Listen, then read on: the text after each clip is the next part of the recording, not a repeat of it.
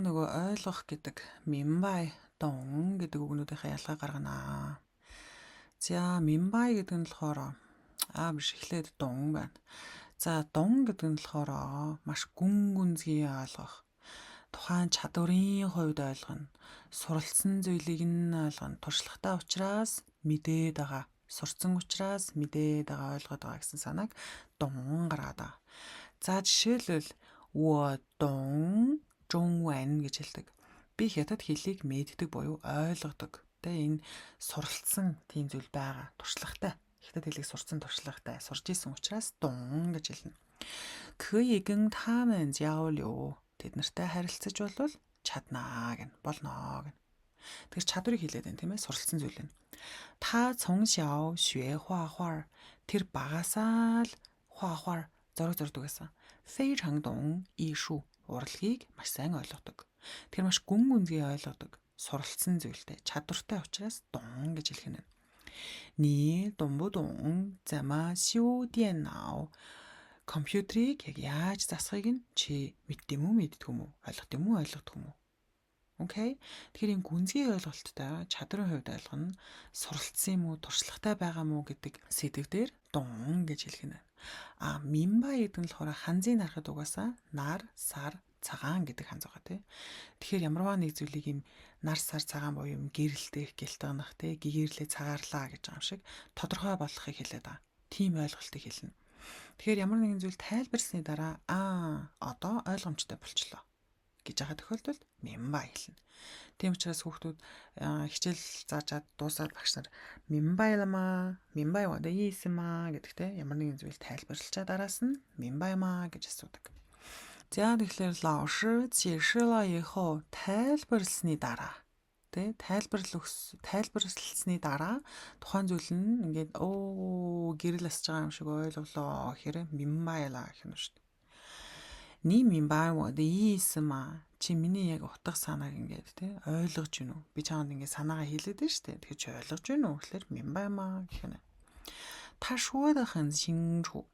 За тэр ярихдаа маш 清楚.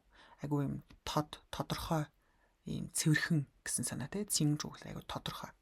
Тэгэхээр нөгөө дөө явж гин хоёр талгаатай дөө тэгхтэй тийм ингэхтэй юм. Маш тодорхой ярьсан гэдэг хятад хэлэнд ярихдаа маш тодорхой байлаа гэдэг бүтцээр хэлнэ тийм ээ. 我完全明白了. Би бүр тэр чигт нь 明白了. Ойлголоо гэнэ. За одоо ялгааг нь харж гинүү?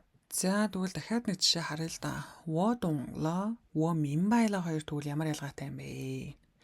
Минбай нь болохоор гэгээрлээ цагаарлаа буюу тайлбарсныхын дараа нь ойлголоо гэсэн тийм ээ. Дун гэдэг нь болохоор ерөнхий ойлголт буюу тийм илүү гүнзгий ойлголоо гэсэн тэр утга санааг илүү агуулдаг та. Жишээлбэл ни дун инюэмаа гэхэлэр чи хөгжмийг ойлгодгүй буюу чи хөгжмийн талын одоо мэдлэгтэй юу? Тэ? Чи урлагийн талаар ийм ойлголт байгаа юу? Чи тэрэнд илүү мэдлэг байна уу гэсэн санаа байна. Тэр юм чадварыг асууж байгаа тохиолдолд дун байгаа даа шаад илүү гүн гүнзгий ойлгоод байгаа. Тэ зүгээр л нэг хөгжим сонсдог биш. Хөгжим нь ямар ялгаатай яадаг гэдэг бүгдийг илүү гүн ойлгоод байгаа учраас дун болоод байгаа. Минбай ойлон дээр хэрэгжилж болохгүй байна шүү дээ. Минбай юу болохоор ни минбай чи даот хийлэмаа гэхэлэр даот хий гэдэг чинь одоо бодлого асуулт гэсэн үг те. Тэгэхээр энэ асуултыг ойлгосон уу гэхээр ямар нэгэн зүйл тайлбарлаад энэ бодлогыг ойлгов уу гэхээр минбайла уу минбайла. Одоо ойлголоо энэ бодлогыг тайлбарсан учраас.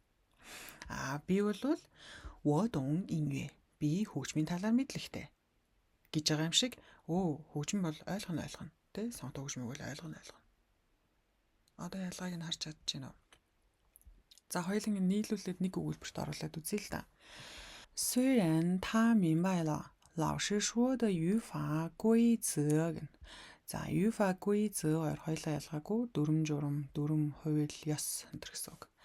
За тэгэхээр хэдийгээр дараа таслал, данш бүтэц явж байна тийм ээ. За хэдийгээр тэр багшийн ярьсан дүрм журмыг ойлгосон дан боловч яо хэрэгтэй байна.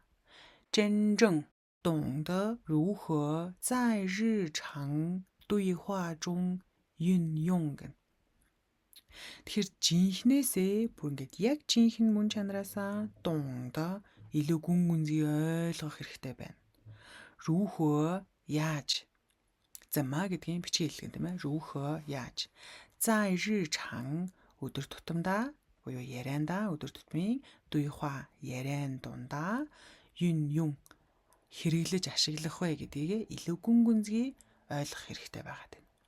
За энд энэ жун юу гэж явж байгаа лээ? Зай дараа жун. Зай байрлал засан бол ардаа урдаа дээрээ дотн гадна гэдгээ заавалчгүй хэлж явах хэрэгтэй тийм ээ. Тэгэхээр өдөр тутмын ярих харилцан яриан дундаа замма юн яаж ашиглах вэ гэдгийг илүү гүн гүнзгий ойлгохын тулд хайшүйё бас нэмээд шаардлагатай байна. Даалянда линси гэн. За маш их хэмжээний дасгал хийх шаардлагатай байна гэн. Тэгэхээр багшийн ярьсан дүрм буюу багш дүрмийг тайлбарласан байна тийм. Тэгэхээр тэрийг бол мянбайла ойлгосон. Дараа нь ийм байсан юм биш тэгээд одоо гэрэл тусч байгаа юм шиг харанхуй байжсэн ингээ гэрэл гин тусч байгаа юм шиг одоо ойлголоо одоо гэрэрлээ штэ цагаарлаа штэ гэж байгаа юм шиг. Дун гэдэг нь болохоор яг яаж ашиглаад байгаа илүү гүн гүнзгий ойлгох хэрэгтэй байна тийм. Тэгэхээр дун орж ирэх юм байна. Одоо ялгааг нь харж чадж гин үү? дахиад харъя л да. 他看了地图之后终于明白了路怎么走гэнэ.